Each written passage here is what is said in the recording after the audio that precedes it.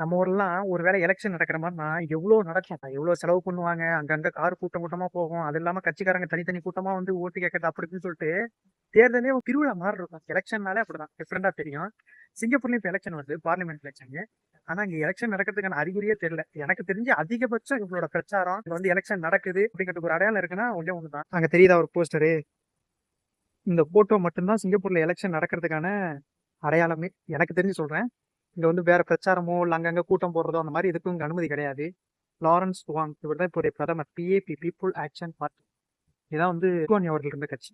அவங்களோட சிம்பிள், அவங்க கேண்டிடேட்டோட போட்டோ. இதுதான் சிங்கப்பூர் ஃபுல்லாவே நம்மளால பார்க்க முடியும்.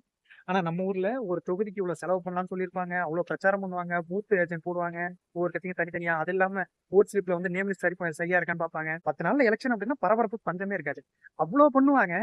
ஆனா ஓட் ரிசல்ட்ட பார்த்தோம் அப்படின்னா 100க்கு 70 பேரு 69 பேர் தான் ஓட்டுக்கே ரிசல்ட் வரும். ஆனா இங்க வந்து எலெக்ஷனுக்கான எந்த விதமான பரபரப்புமே இல்ல. இந்த போஸ்டர் மட்டும் தான் இருக்கு. ஆனா இங்க வந்து 100க்கு 95 பேர் 96 பேர் வந்து ஓட்டு போடுறாங்க. 96% வந்து இங்க ஓட்டு போடாது.